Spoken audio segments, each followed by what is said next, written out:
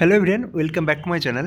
তো আপনাদের West Bengal central school service কমিশনের পক্ষ থেকে আপনাদের ক্যাটাগরি ডিটেলস আপলোডের জন্য একটা এডিট অপশান দিয়েছে। আপনারা জানেন তার নোটিফিকেশান 5 তারিখ অর্থাৎ গতকালই পাবলিশ করা হয়েছে। এখন আমি দেখাবো যে প্রত্যেকটা ক্যাটাগরির ক্ষেত্রে আপনারা কীভাবে আপনার এডিট যে ক্যাটাগরি এডিট সেটা আপনারা করতে পারবেন এবং আপনাদের যাতে এখানে কোনো ধরনের ভুল না হয়। তো এডিট ক্যাটাগরিতে আমি ক্লিক করলে আপনারা দেখুন অপশানটা খুলে যাচ্ছে এবং এখানে কী কী আপনাদের জিনিস আছে একটু দেখে নিন। যে I agree to update my caste category, এটা সবাইকে ফার্স্টে আপনাদের ক্লিক করতে হবে, ঠিক আছে। তো কারেন্ট ক্যাটাগরি এটা দেখুন সবার ক্ষেত্রেই প্রথমে নট প্রোভাইডেড থাকবে, অর্থাৎ আপনারা যদি ফর্ম ফিল আপের সময় যখন আপনাদের ইউআর বা আপনি যে ক্যাটাগরি থেকে থাকেন তো সেগুলো আপনাদের যদি দেওয়াও থাকে তাহলে কোনো ধরনের অসুবিধা নেই। নট প্রোভাইডেড সবার জন্য অলরেডি এখানে পুট করা রয়েছে। আপনি এটা চেঞ্জও করতে পারেন, না চেঞ্জ করতে পারেন, কোনো অসুবিধা নেই। কিন্তু এখানে স্টার মার্ক যেটা রয়েছে নিউ ক্যাটাগরি, এই জায়গাটায় কিন্তু আপনাকে করতে হবে। অর্থাৎ যদি আপনার ক্যাটাগরি চেঞ্জ হয়ে থাকে, আপনি যদি ওবিসি এ থাকেন সেখান থেকে ওবিসি বি হয়েছেন বা এই ধরনের কোনো চেঞ্জ হয়ে থাকে বা ইউআর ছিলেন তারপরে ইডব্লিউএস হয়েছেন, তো সেক্ষেত্রে আপনাকে কিন্তু এই জিনিসটা ফিল আপ করতে হবে।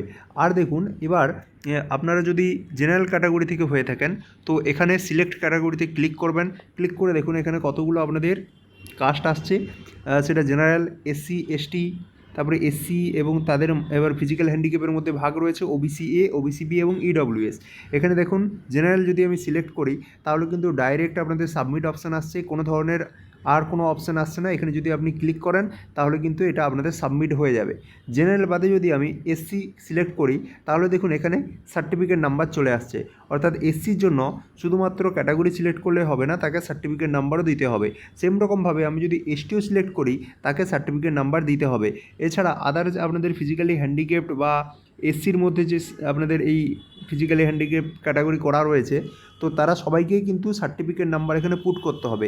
ইডব্লিউএসে যদি সিলেক্ট করি সেক্ষেত্রেও আপনাকে সার্টিফিকেট নাম্বার পুট করতে হবে। এইবার ওবিসি এ আর ওবিসি বির জন্য এটা খুবই ইম্পর্টেন্ট জিনিস। যদি আমি ওবিসি এ বা বি এগুলো ক্লিক করি তাহলে শুধুমাত্র সার্টিফিকেট নাম্বার দিলেই হবে না, এখানে সাব ক্যাটাগরি রয়েছে। তো আমরা জানি যে কিছুদিন আগে ডাব্লিউবিপির ওয়েবসাইটে একটা আপনাদের ক্যাটাগরি কোন কোন আপনাদের ক্যাটাগরি আপনাদের মানে সাব ক্যাটাগরি ওবিসি এর মধ্যে পড়ছে, কোন কোন সাব ক্যাটাগরি ওবিসি বির মধ্যে পড়ছে সেই সংক্রান্ত একটা লিস্ট দেওয়া হয়েছে। তো এই সাব ক্যাটাগরি যদি ক্লিক করেন তাহলে ওবিসি এর মধ্যে যে আপনাদের সাব ক্যাটাগরি রয়েছে সেটা এখানে শো করবে। আপনি যেই সাব ক্যাটাগরি থেকে বিলং করেন তো সেই সাব ক্যাটাগরি আপনাকে কিন্তু এখান থেকে সিলেক্ট করতে হবে, ঠিক আছে। সেম রকমভাবে যদি আমি ওবিসি এখান থেকে ওবিসি বি যদি আমি সিলেক্ট করি তো সার্টিফিকেট নাম্বার আর সাব ক্যাটাগরি আসবে। আবার সেই রকমভাবে এখানে আপনাদের যে সাব ক্যাটাগরি আছে সেটা এখান থেকে সিলেক্ট করতে হবে। তো এইভাবে আপনারা যখন সাবমিট অপশানে ক্লিক করবেন তখন আপনার নির্দিষ্ট যে রেজিস্টার মোবাইল নাম্বার রয়েছে বা ইমেল আইডি রয়েছে সেখানে কিন্তু একটা ওটিপি যাবে। সেই ওটিপির মাধ্যমে আপনি কিন্তু কনফার্ম করে নিতে পারবেন আপনার এই ক্যাটাগরি আপডেটের ডিটেলসটা। তো এইভাবেই আপনি ডাব্লিউবিএসএসসি সেকেন্ড এসএলএসটিতে আপনার যে ক্যাটাগরি ডিটেলস সেটা আপডেট করতে পারবেন। তো এই ছিল আজকের ভিডিওটা। যদি ভালো লাগে অবশ্যই লাইক করবেন, চ্যানেলটিকে সাবস্ক্রাইব করবেন আর বন্ধুদের মাঝে শেয়ার করে দেবেন। ধন্যবাদ।